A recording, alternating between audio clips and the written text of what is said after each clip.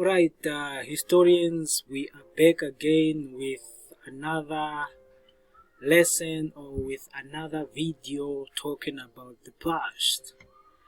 Yes, we are back again.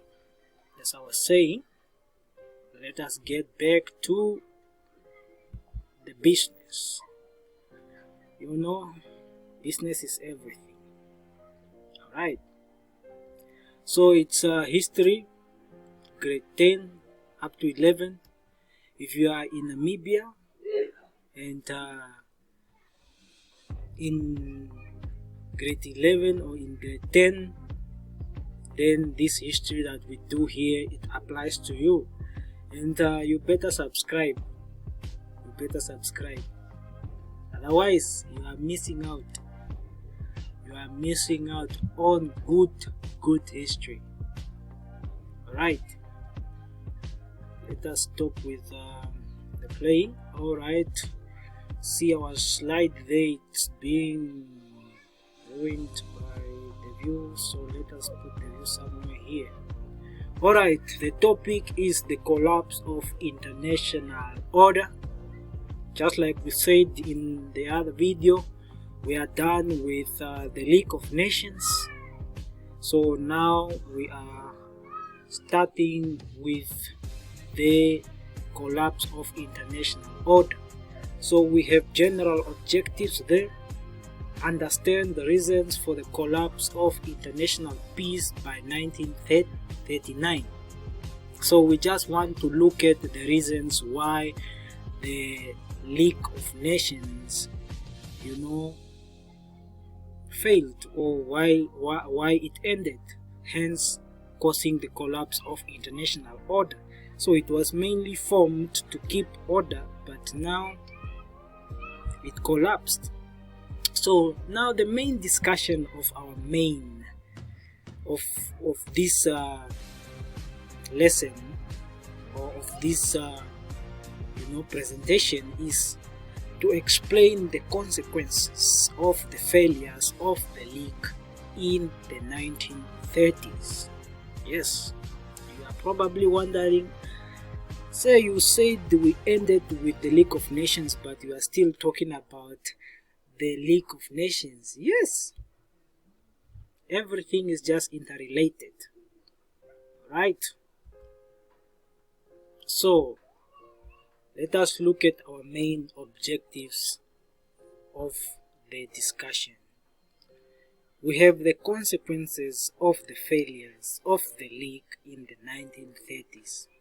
So in other words, historians, when you hear the consequences of the failures of the League in the 1930s, we are talking about the results that followed after the League failed in the 1930s. What followed after the failures? Are we together? So let's get back to our slide here. It's saying that setting the stage. The failures of the League of Nations in the 1930s had significant consequences, contributing to the outbreak of the Second World War and reshaping the course of history. So here are some of the key consequences. Are we together? Alright.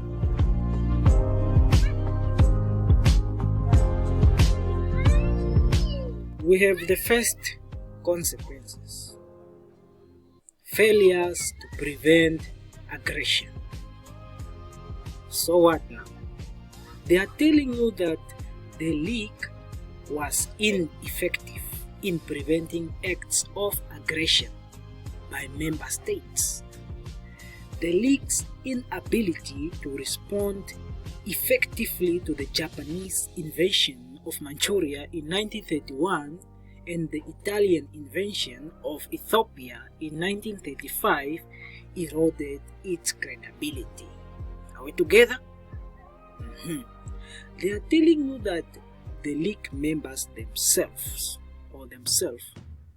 were aggressors of small nations.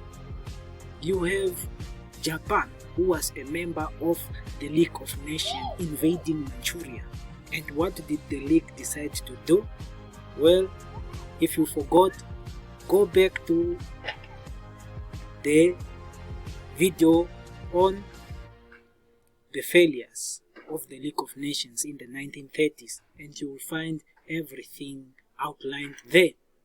And you also have Italy invading Ethiopia.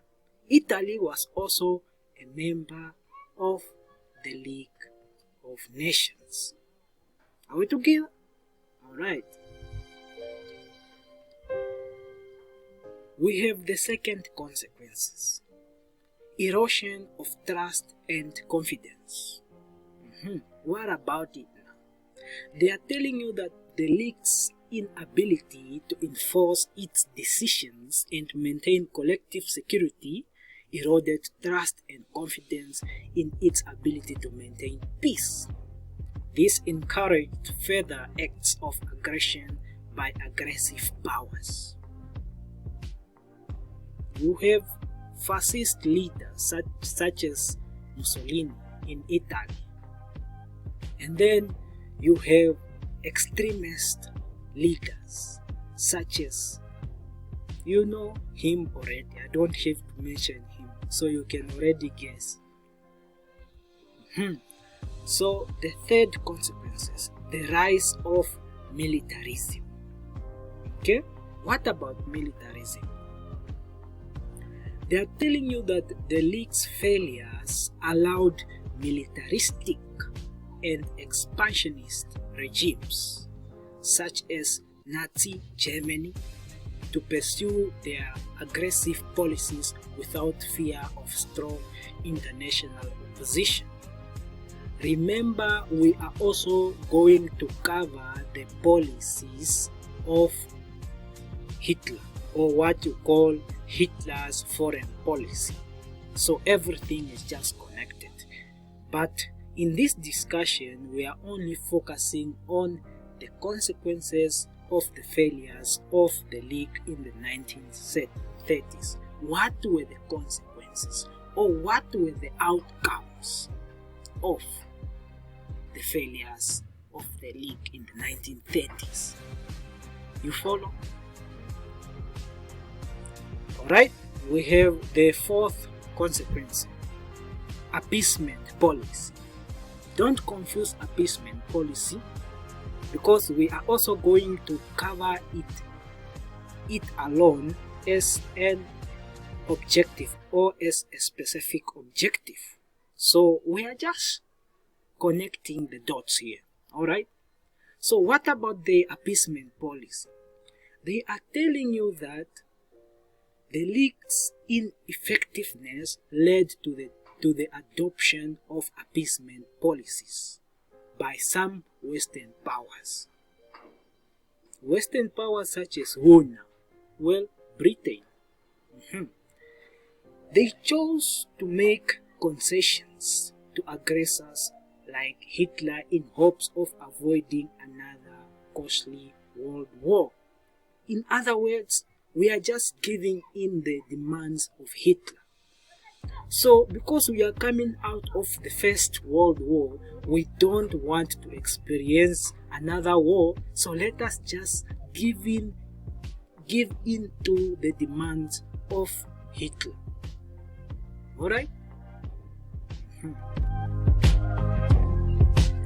We have the fifth consequences, the breakdown of international order. Alright?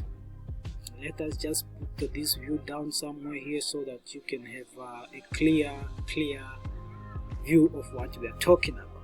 Alright?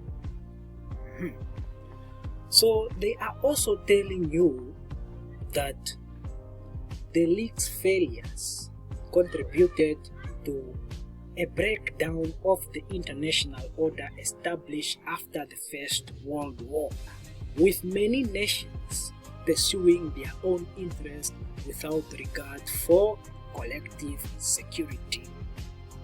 Alright?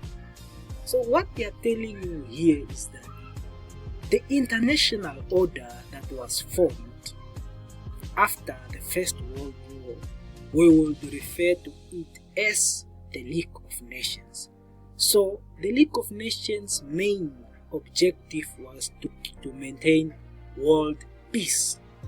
Therefore, we can put it as an international board or an international order. Excuse me, I was distracted because I'm doing these things outside.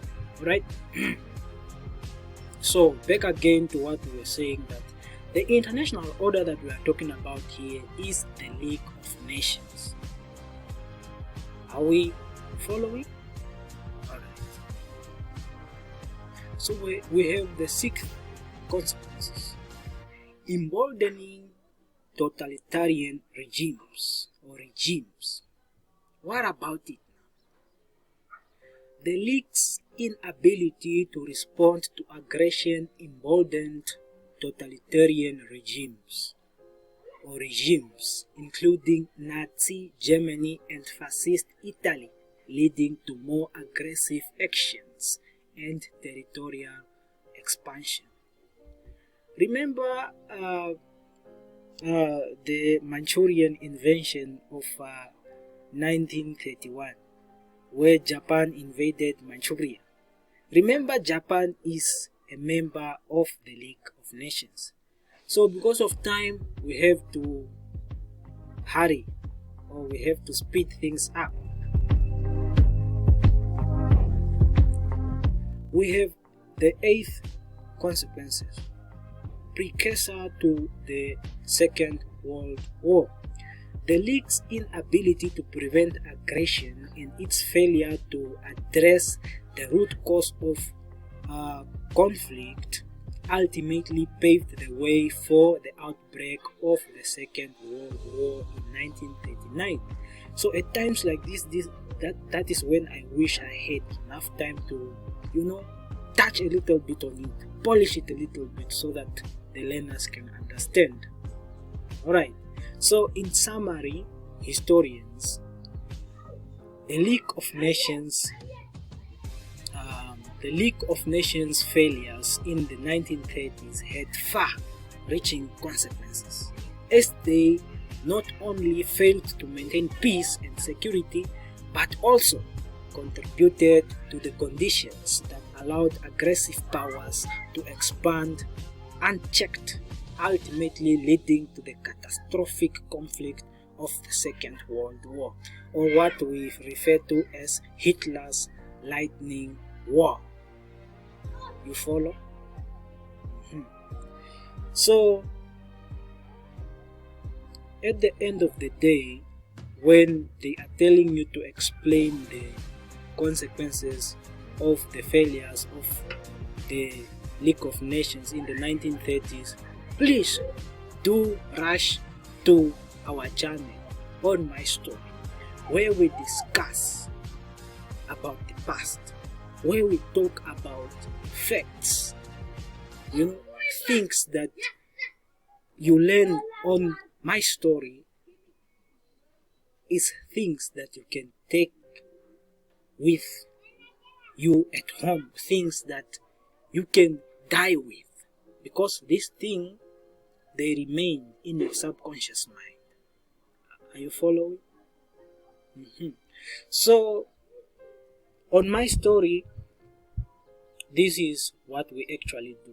So we basically cover history grade 10 and up to 11.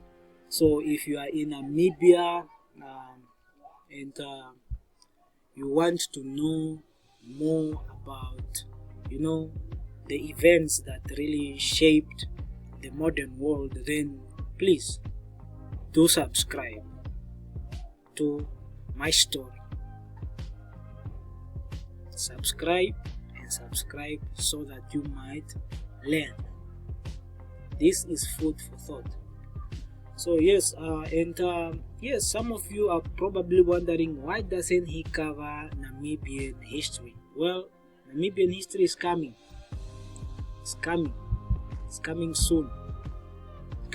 We are just trying to compile everything here. I have a wonderful book here, so I'm just going through it, and